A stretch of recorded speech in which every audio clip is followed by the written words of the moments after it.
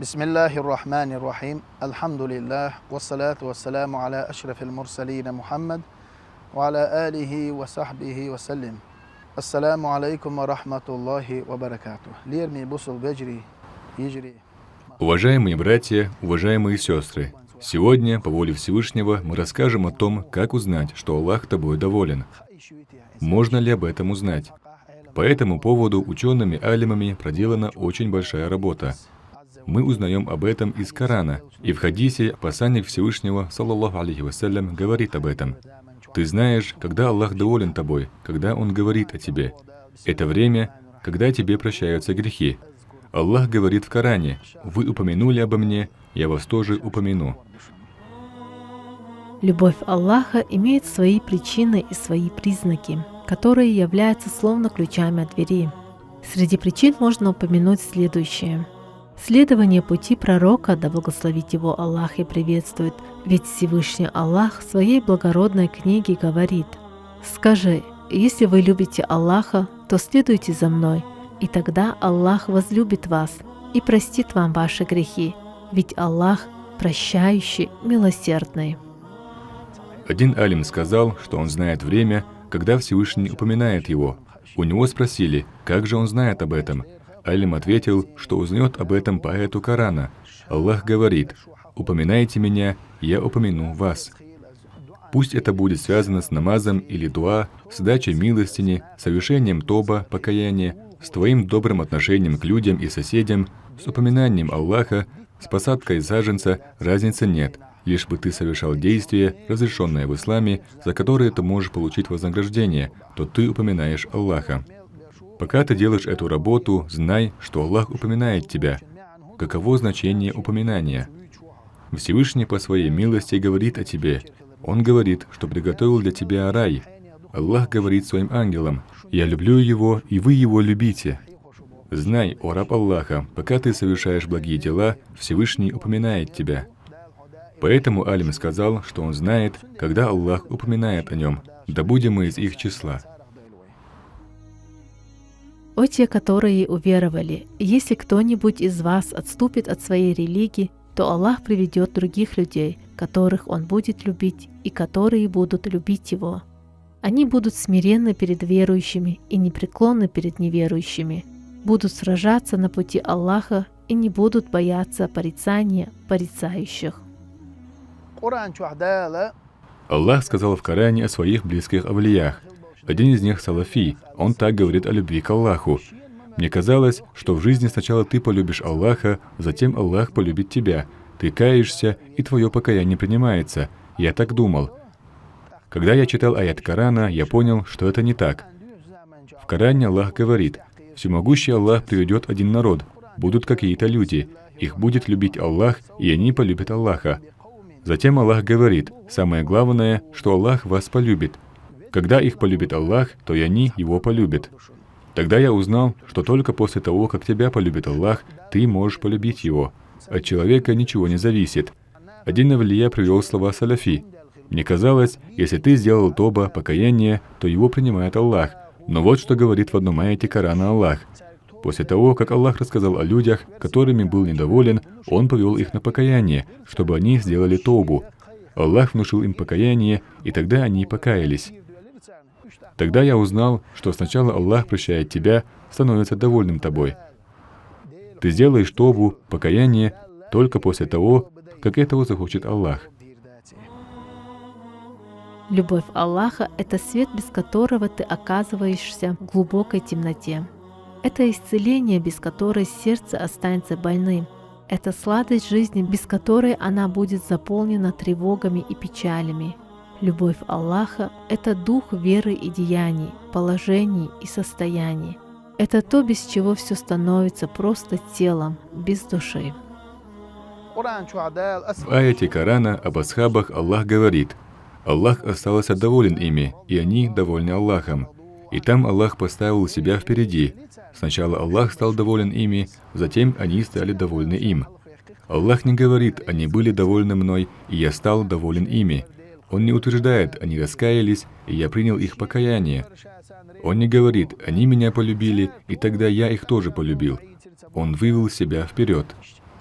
Когда ты совершаешь тобу, то есть каешься, прося Аллаха о прощении грехов, пусть плачут твои глаза, пусть плачет твое сердце, пусть ты искренне раскаешься. Ты приложишь все усилия, чтобы стереть свои грехи. Знай, что Аллах подвел тебя к этому, что Он захотел так сделать. Знай, что это случилось после того, как Аллах полюбил тебя. Сын Хаттаба Умар, радийаллаху анху, вначале был против посланника Всевышнего, да благословит Аллах и приветствует. Посланник Всевышнего, саллаллаху алейхи вассалям, просил о нем Аллаха, чтобы Всевышний простил его. Умар был мужественным человеком и мог быть полезен умме посланника Всевышнего, да благословит Аллах и приветствует.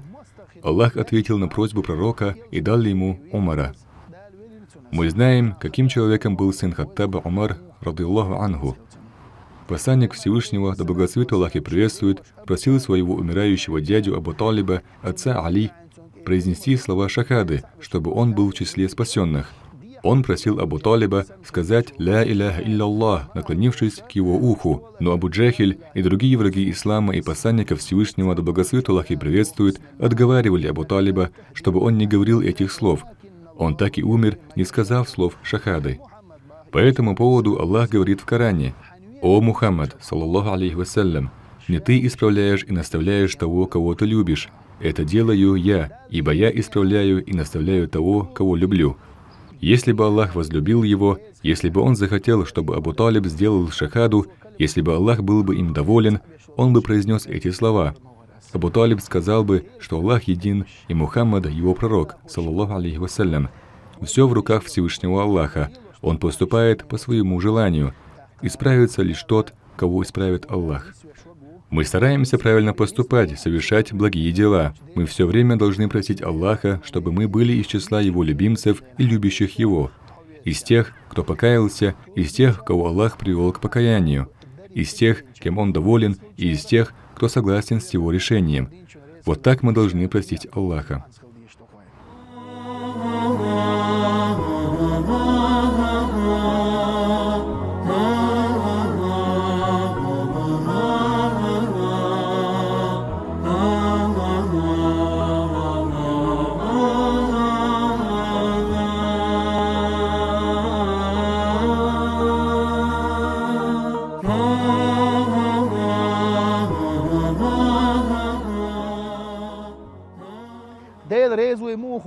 Как мы узнаем, что Аллах доволен нами? Посланник Всевышнего, саллаллаху алейхи вассалям, говорит: после того, как Всевышний полюбил своего раба, Он говорит ангелу Джабраилю: «О Джабраиль, на земле находится мой раб», называет его по имени: «Я люблю его, возлюби его и ты». После этого ангел Джабраиль говорит всем ангелам на небе: «Ангелы, Аллах полюбил, называет имя человека, и я его люблю. Аллах обязал и вас полюбить его». Тогда этого человека полюбят все небесные жители, ангелы. После того, как его полюбят ангелы, эта любовь опустится на землю, и его полюбят люди на земле. Человек, которого полюбил Создатель, умеет правильно расставить приоритеты. Он понимает, что в жизни главное, а что второстепенное. Эта жизнь мирская и временная, и хотя для нас естественно переживать из-за каких-то мирских потерь, люди верующие умеют перенести эти потери и испытания с терпением. Имам Газали, да будет доволен им Аллах, говорит: «Как ты узнаешь, что тебя любит Аллах? Посмотри, любят ли тебя люди. Как ты узнаешь, что Аллах гневается на тебя? Посмотри, довольны ли тобой люди. В их число входят твои родные и близкие, соседи, те, с кем ты работаешь, твои товарищи». Бывает человек, который не уживается с семьей, соседями, близкими. Пусть он знает, что им недоволен Аллах. Почему? Посланник Всевышнего, саллаллаху алейхи вассалям, говорит: «Родство закрепилось на Божьем престоле на небесах. Оно призывает нас сегодня и говорит, что если кого-то оно соединит, то их соединит сам Аллах. Чьи связи оно разорвет, их разорвет и Аллах». Как ты узнаешь, что Аллах доволен тобой? Если ты разрываешь родство, то Аллах лишает тебя своей милости. Это речь идет о близких людях. Если ты воссоединишь родство и будешь его поддерживать, то Аллах даст тебе свою милость. Он будет тебя любить и держать рядом с собой. Стремитесь к прощению вашего Господа и раю, ширина которого равна небесам и земле, уготованному для богобоязненных. которые делают пожертвования в радости и в горе, сдерживают гнев и прощают людей. Воистину, Аллах любит творящих добро. Возникает вопрос, как ты узнаешь, что тобой доволен Аллах, и ты под Его милостью? Это будет видно по тем отношениям, которые ты поддерживаешь со своими родственниками. Если у тебя порвались с ними отношения из-за ссоры, обиды, то, по словам Аллаха, Его посланника, саллаллаху алейхи вассалям, и близких Аллаху людей, вас призывают к согласию, но вы из-за своего упрямства не хотите примириться, вы обречены на погибель. Пусть Аллах убережет нас от этого. Поэтому сказал имам Газали, да будет доволен им Аллах. Признак того, что тобой доволен Аллах, это то, что тобой довольны люди, а признак того, что тобой недоволен Аллах, это недовольство тобой людей. Эти слова взяты из хадиса посланника Всевышнего, саллаллаху алейхи вассалям. Ученые алимы пишут в своих книгах: один человек купил раба на базаре. Он забрал его в свой дом, чтобы раб жил у него, чтобы его кормить, заботиться о нем. Продавец раба сказал покупателю, что раб немного не в себе. По установленным правилам он должен сообщить о недостатке продаваемого и поэтому ставит покупателя в известность. Ночью новый хозяин раба услышал какой-то шум. Он пошел посмотреть, в чем дело.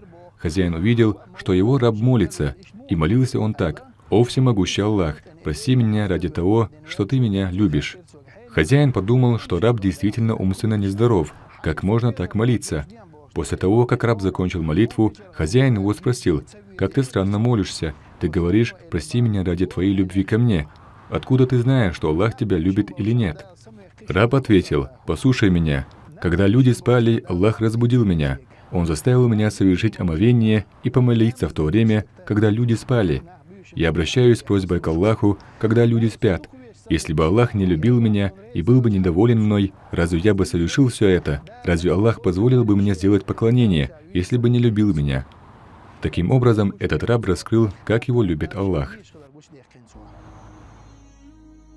Аль-Бухари и Муслим приводят слова Анаса ибн Малика, да будет доволен им Аллах. «Однажды мимо нас пронесли погребальные носилки, и люди стали хвалить покойного. И пророк Аллаха, да благословит его Аллах и приветствует, сказал: это обязательно. Затем пронесли другие погребальные носилки, и люди стали отзываться о покойном плохо. Пророк, да благословит его Аллах и приветствует, сказал: это обязательно. Тогда Умар ибн Аль-Хаттаб, да будет доволен им Аллах, обратился к посланнику Аллаха: что обязательно? Посланник Аллаха ответил: тот, о ком вы отзывались хорошо, обязательно попадет в рай. Тот же, о ком вы отзывались плохо, непременно окажется в аду. Ведь вы свидетели Аллаха на земле. Не нужно, чтобы с неба спустился ангел Джабраил и сказал, что Аллах тебя любит. Посланник Всевышнего, саллаллаху алейхи вассалям, рассказал, как нас Аллах любит и не любит.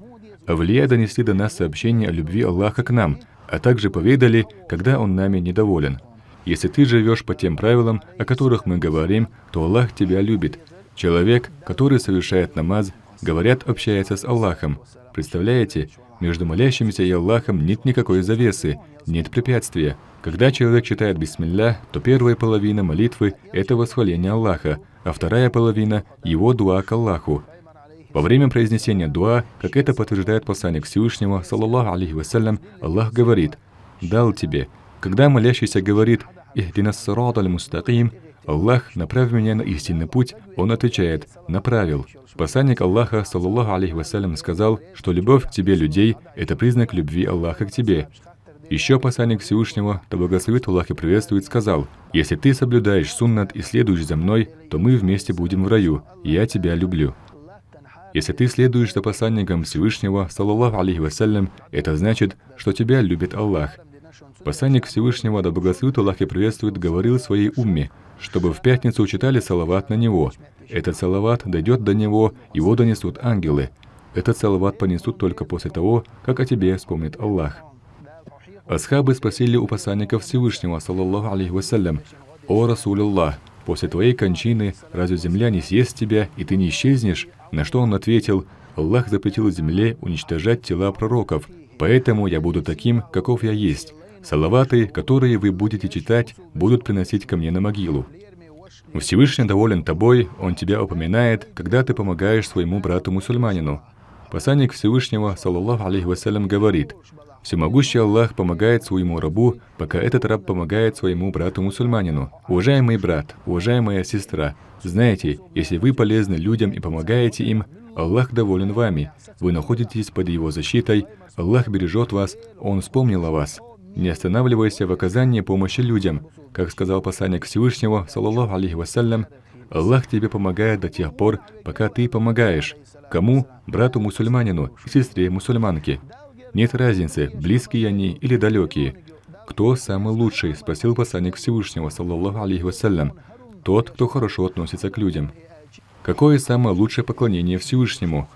Аллах тебя любит, если ты делаешь вот такое поклонение, и Он тобой доволен, пока ты это делаешь. Что же это? Если сердца мусульман радуются из-за тебя, ты можешь вспомнить любую работу, помогаешь в чем-то, проводишь воду, прокладываешь дорогу, говоришь хорошие слова, делаешь дуа, даешь милостиню, уступаешь дорогу, соблюдаешь этикет, помогаешь поехать на умрат, строишь кому-то дом. Пусть будет даже самое маленькое дело. Если ты обрадовал мусульманина своим деянием, то это самое большое поклонение перед Аллахом, и Он вспомнит тебя.